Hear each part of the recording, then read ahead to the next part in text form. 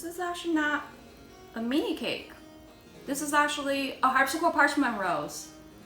Hello everyone, my name is Joyce Chen. I'm currently a PhD student at Princeton University studying historical musicology, and I am also a professional harpsichordist based in Philadelphia. For the past couple of months, I've been an intern at Zuckerman Harpsichord International, where I learned all the work relating to harpsichord construction, and I also purchased a Troubadour Stage 1 kit. So I'm actually in the process of building a harpsichord from scratch myself. And part of that work includes a parchment rose. And I had the opportunity to take up this project a couple weeks ago. So this is my work, and I finished it maybe 10 days ago. And it took me roughly 10 hours of work splitting into 3 days. And it took quite long because I was only dealing with one, and I never done one before, and there was no instruction really. So I had to figure out a lot of things on my own. So perhaps that's why it took so long, and so just keep that in mind. And to summarize, I would say this is a great project if you like working with your hands and you're very crafty, and you might find this very interesting and to kill time, and as a great quarantine project. So before further ado, let's begin. Alright, so the first step that I did was to simply cut out all these patterns, and as you can see later on, I will have to glue these patterns to a fine paper, and each there's a little different strategy for each motif. And the first one I chose was this bigger circle. It's a pretty simple design, and that's why I tackled this first. And I was showing that in the tutorial where to put your glue, because you have to be strategic so you don't end up having this pattern paper on your rose later on. And these letter cutting tool, these punches are included in the kit as well, and I did a couple practice runs before I actually started punching out.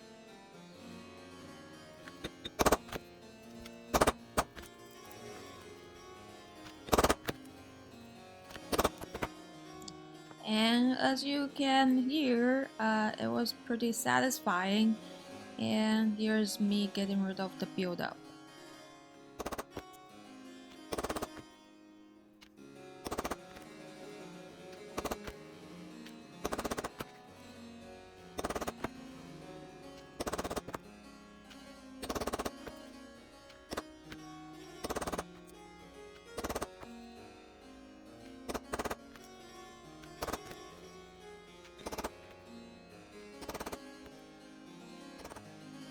So you could probably hear from the background noise that I did the project in the harpsichord factory, so there was a lot of other sounds going on as well.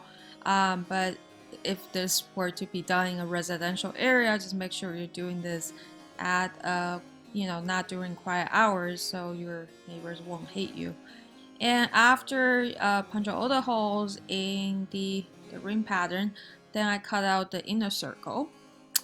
And the exterior, I just used my pair of scissors, as you can see here.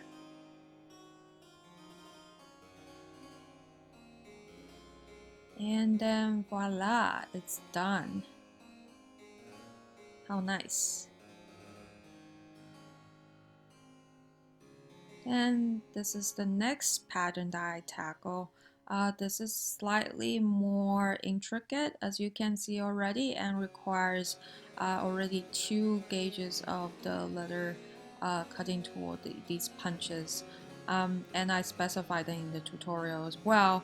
But as you can see, this is pretty repetitive, as you have to punch out like 3 different little petals in each, and then you go around the circle again for these little design. And then I have to cut out the interior quote-unquote circle, I guess, with this bigger gauge, and the exterior you have to do the same thing. Yeah, this just took a little bit more time, but it was still pretty fun, and I really enjoyed the process. And then after that, I tackle with this one, the star shape. Um, this is on the next layer of the rose design, which you will see and understand where this is located towards the end of this video. And this was slightly challenging in the sense that in the final stage, we will have only the little border left. So how you control cutting this pattern is essential. Like you have to be very precise. And yeah, I was pretty careful and took my time there. And here's a little trick that I did by kind of securing the pattern to the board, and I was able to just cut it so that the pattern wasn't moving around, so I don't have to risk messing this up as much, and it worked worked really well for me. And then this is another one that I did, and I think this may have been probably the most challenging or time consuming one. As you can see, it just a lot of um, details that you have to pay attention to, and I may have made a mistake somewhere, but it was not noticeable. Yeah, this one was really time consuming. And then I move on to the next one, and I didn't film everything, but the next steps are more or less the same and pretty repetitive. And then once you figure out the first few, you can figure out next. And here I'm curling up this pattern already.